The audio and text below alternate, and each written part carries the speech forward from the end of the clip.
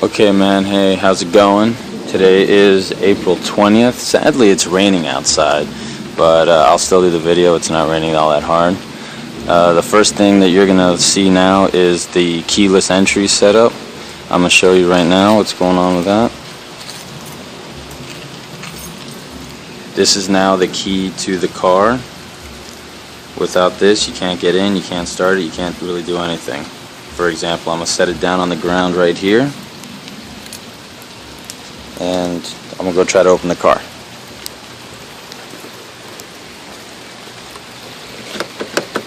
No go, right? So you can see I'm prying on this thing, it's not going for nothing. Now, I go back, I grab this guy,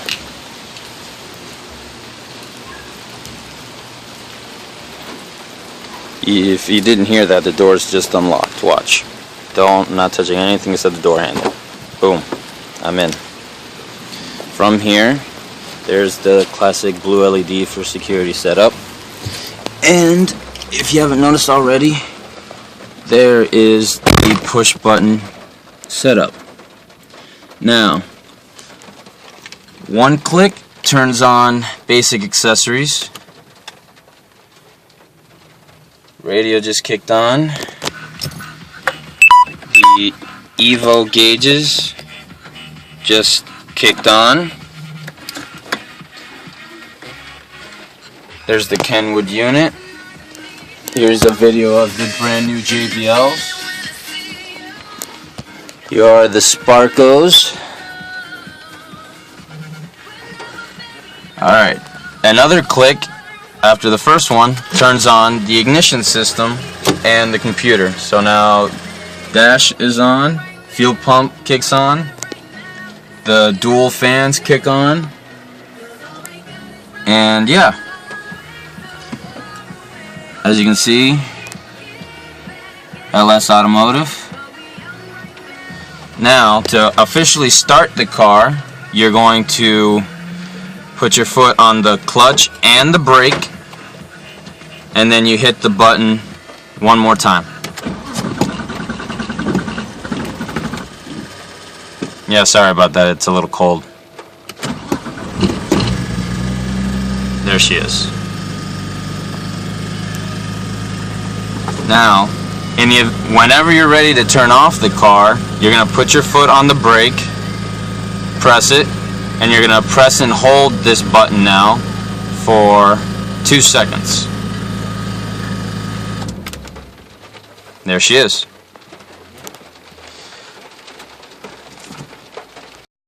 Okay, here we are again, April 20. I decided to cut this into segments, that way it's not too long or annoying or whatever. Yeah, I just showed you the initial setup of the push button start. You don't have to follow that exact same sequence. As soon as you get in the car, all you have to do is, just to get the car going right off the rip, is just come in, clutch, brake, hit it once, and there she is. You don't have to go through the one, and then do, no. You can just come in, clutch, brake, hit the button, and she automatically fires up. Since it's raining and whatnot, the engine's kind of cooled down, so she's idling a little high until she fully warms up. Temperature needle works and all that stuff. E-brake cable and all that, there you go. That's all good. Time and all that set up. As you can see, the fuel gauge doesn't read right, so it's reading way low. And yeah.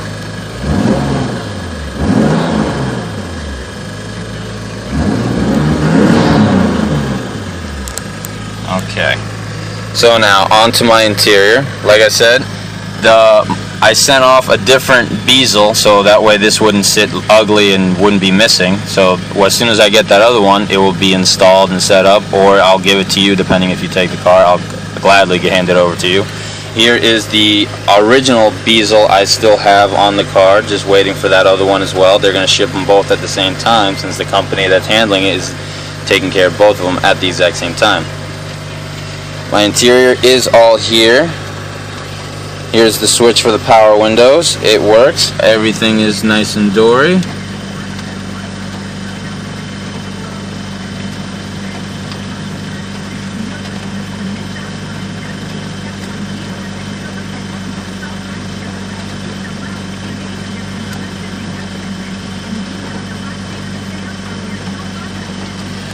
Okay, as you can see, the interior is pretty much how I said. Here's the one crack near the door, passenger side. Here are the two, oh sorry, no, there's 3 cracks. Sorry, I must have forgotten one. And there it all is. Windows work just how they're supposed to, up and down.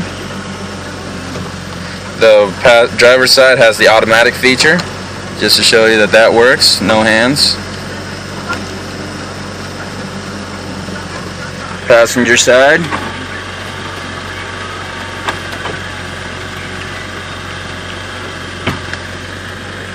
Okay, I'm gonna cut this now and make a new one. Alright man, it's April 20. Sorry for the little mess I have here. You know, I'm always working on the car, making sure I take care of everything. There's the fuel cell. I have AN fittings on it. I was going to convert everything to AN fittings, so that way it's a lot simpler, a lot easier.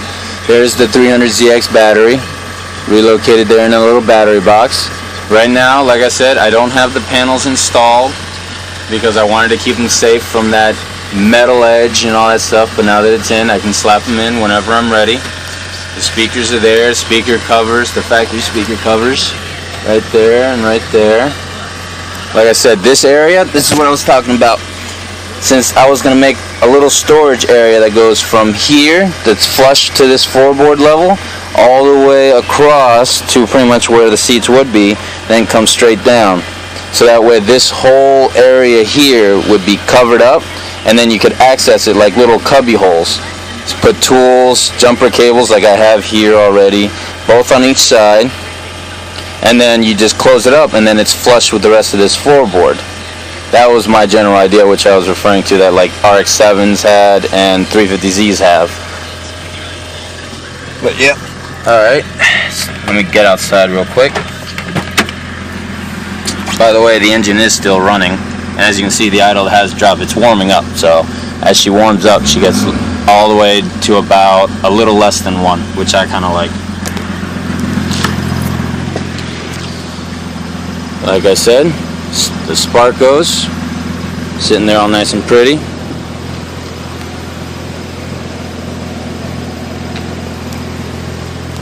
There's the car.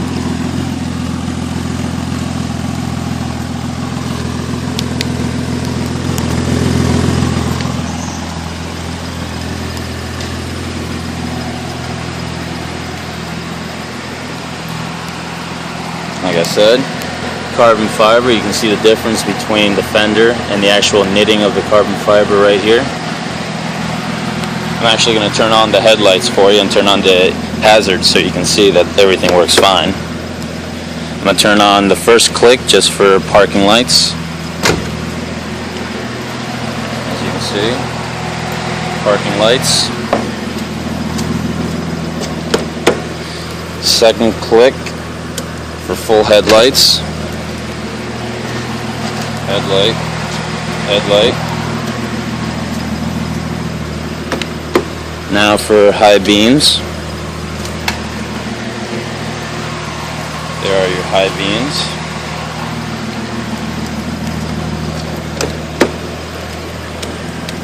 And now for your hazards. Like I said, once again, it's raining, so I'm sorry if something doesn't come out exactly right. There's that side, there's that side.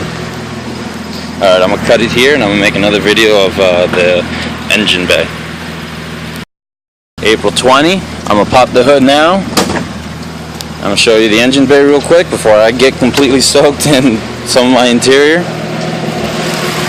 There she is. There's the radiator. There are the fans.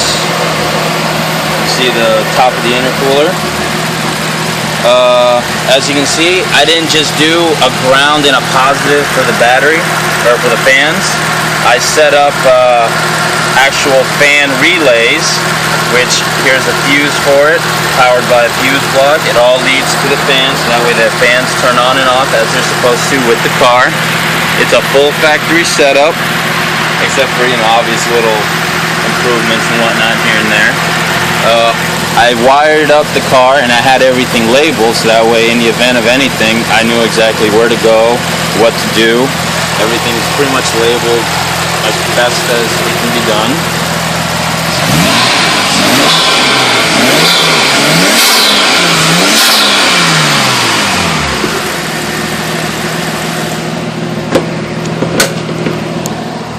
Yeah. Like I said, these are the rims that go with the car.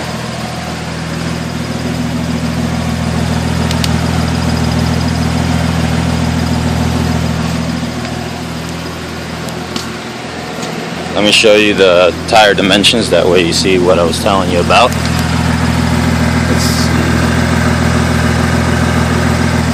And then the front.